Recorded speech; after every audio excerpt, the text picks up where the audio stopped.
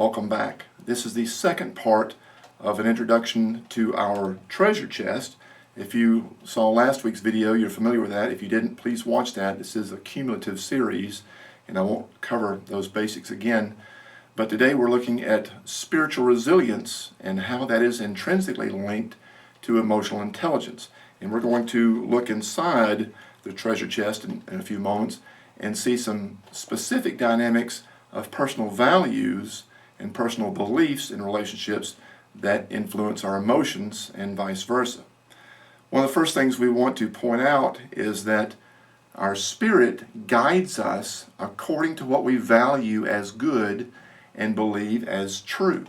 Now, there are things in here that I'm going to show you in a moment that we value as good, and they may be different for you, and believe as true. That doesn't necessarily mean that they are good or that they are true. These are personal values and personal beliefs, but we need to be open to take a look inside for ourselves so we can make informed decisions. Is this solid gold that I'm valuing? Is it unrefined gold that I need to work on? Is it gold-plated, so it has some value, but not as much as I might think? Is it in fact fool's gold?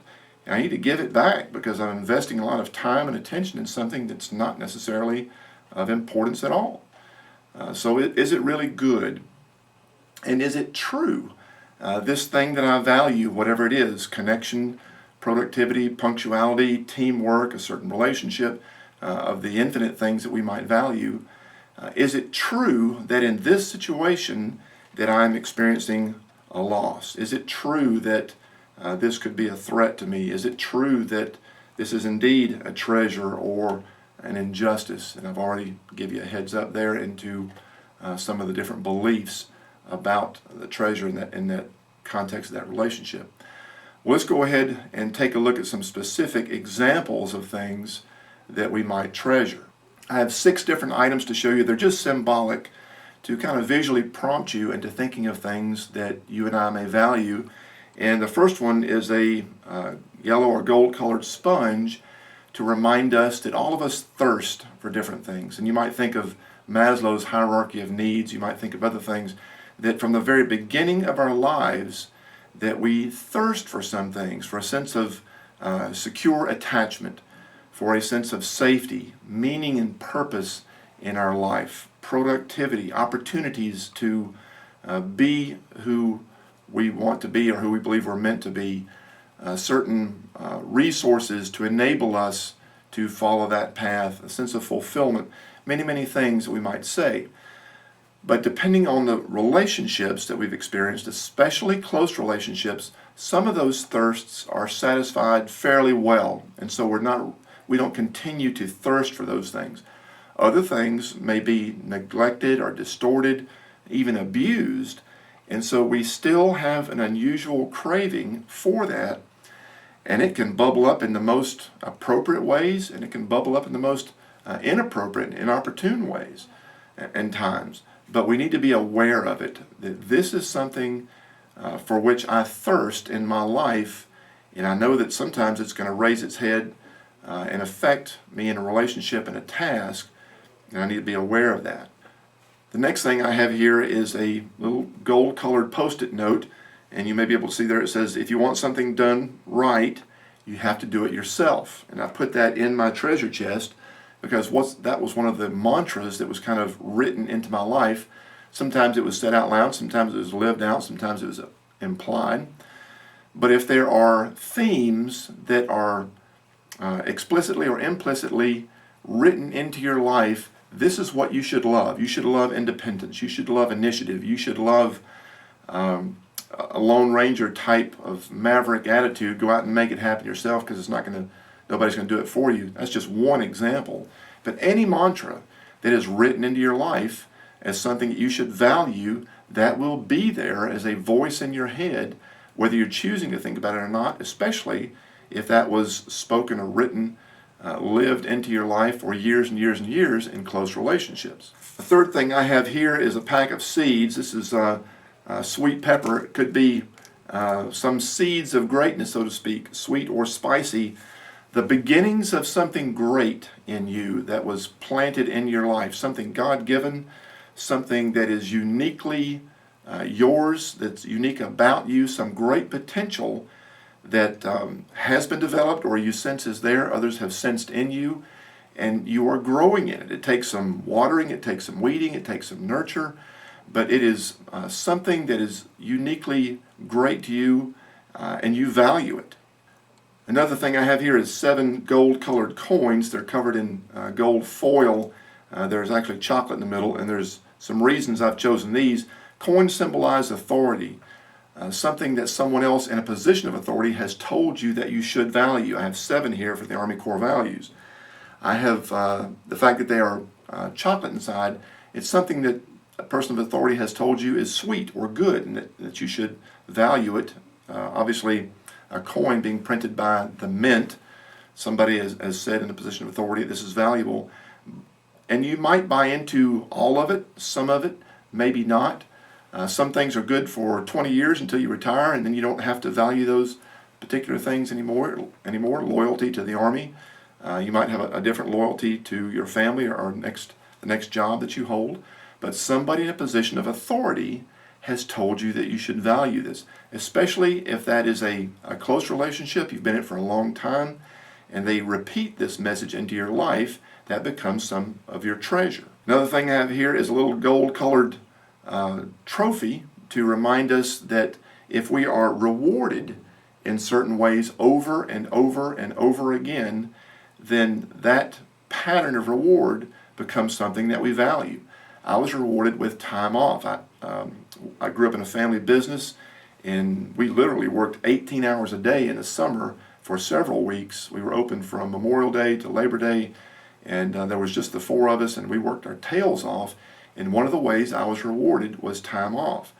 So when I'm beginning to feel really stressed, one of the things I crave, whereas some people crave food, some people crave sports, some people crave music or talking or whatever, I crave time off. And time off to be alone with no one around, just me and a book or me and my guitar, because it was a public business and I always had other people in my face for customer service, and I want just me time. As much as I love my wife and kids, I just want me by myself. Sometimes that's helpful, sometimes that's not helpful. And lastly, I have a little clay figure. This is supposed to be a dumbbell or a barbell to show that we mold ourselves in certain ways into things that we value. For me, strength became a value. Not necessarily physical strength, although that was one application, but stamina, perseverance, the fact that I'm going to get it done, I'm going to overcome this battle, that is something that I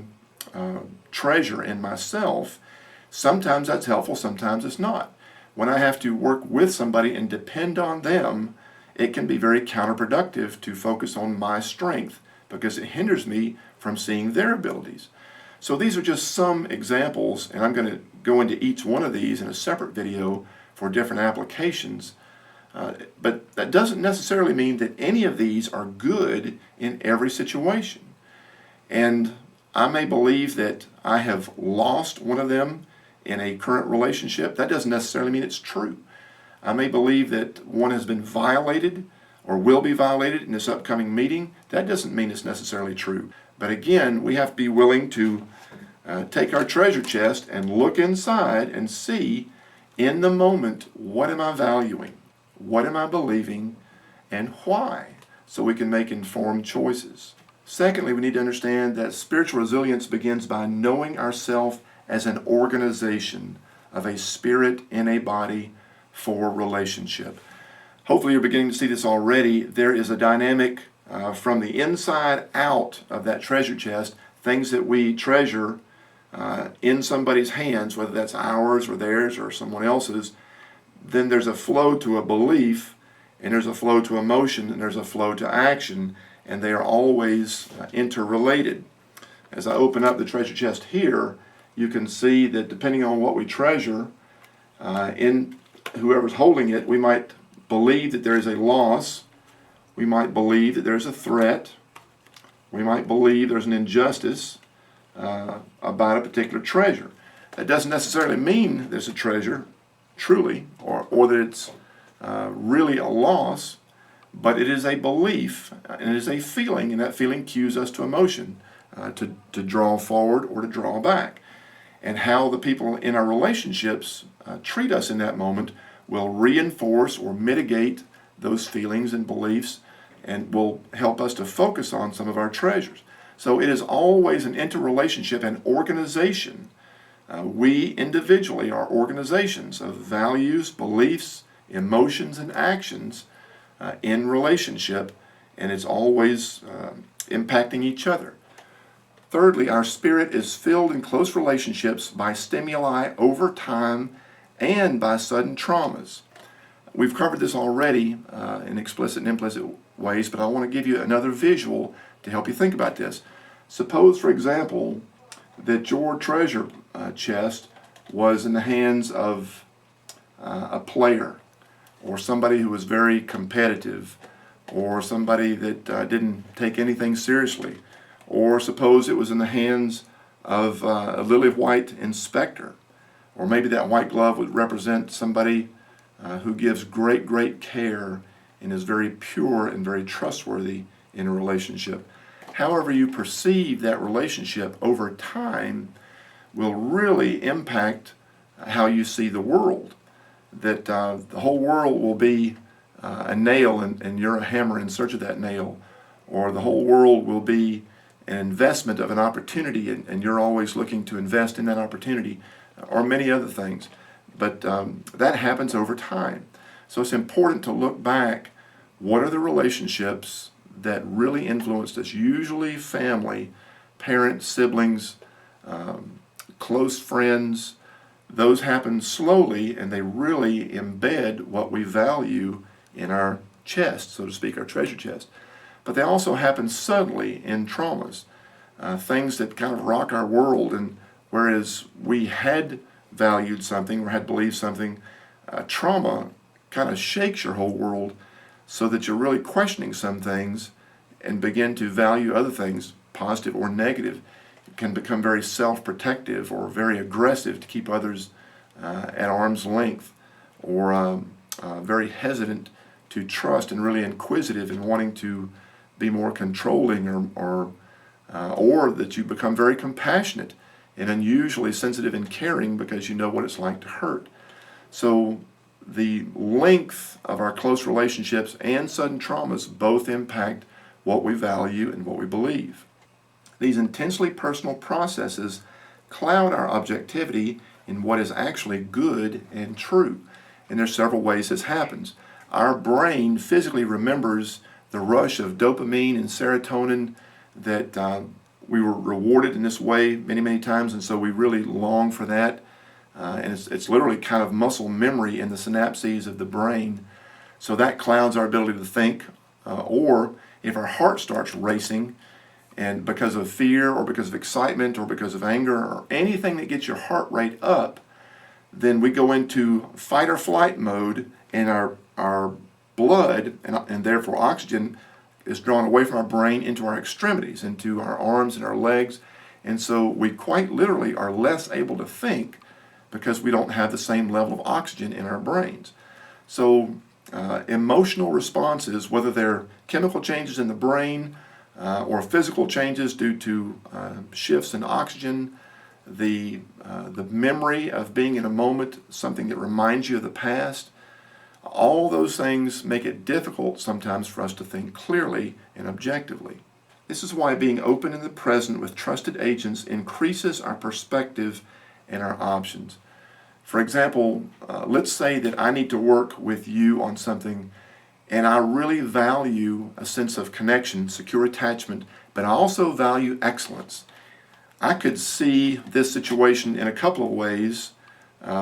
Let's take feeling bad, meaning fearful, and glad.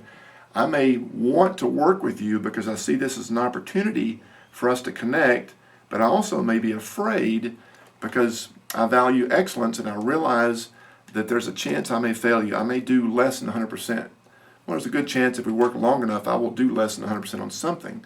So I'm drawn to work with you, and I'm drawn back at the same time.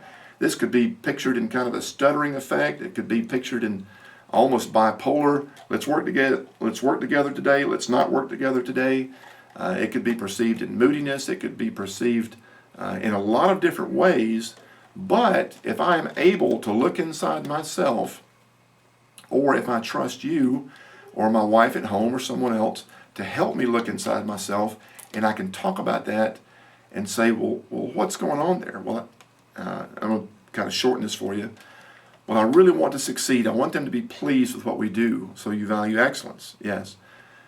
But I also want to enjoy the relationship, to make it a pleasant experience. I value the connection, yes. Well, what happens if you give less than 100% in the quality of your product that you're working on? Will you still be able to connect? Now, I might have taken what could have been an hour-long conversation, either thinking within myself or with my spouse or some other trusted agent, possibly even you, and I just shortened that into a minute and a half. But that's the type of thing we need to be able to do, to look inside and see what are we treasuring, what are we believing is true about this relationship, so that we can make informed decisions. And it may be as simple as me stating that to you. I really want us to work well together because I respect you as my colleague. I like you. I consider ourselves friends. And I want to do an excellent job, and I'm good at what I do.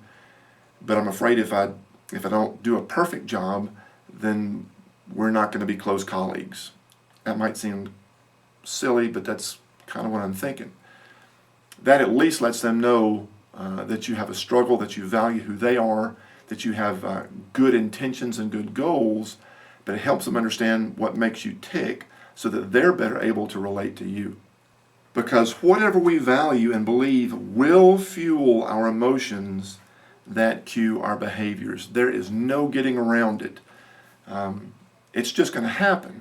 We are going to value some things. It's just a question of, do we know what we're valuing in the moment? We are going to believe some things that are true. They may or may not be true, but we're going to have some perceptions about that relationship, which will lead to emotions that our body tells us we need to hold back, or we need to lean into it for positive or negative reasons. So we are going to have that dynamic going on in our organization of values and beliefs and emotions and actions in relationships. Those are the 5 pieces of our organization individually. So we have to be self-aware in order to do self-management or to lead others in helpful ways. I like to say that spiritual resilience thinks and drinks H2O, what is honorable and helpful to your organization. Both individually for us, what will truly be honorable and helpful to me and our organization of our work teams, our families, our neighborhoods, whatever that larger group is. But we can only do that if we are self-aware to make informed decisions for self-management. Hope that makes sense to you. Tune in next time and we'll begin to break down some specifics and look at them more deeply to be even more practical and helpful to you. Hope to see you then.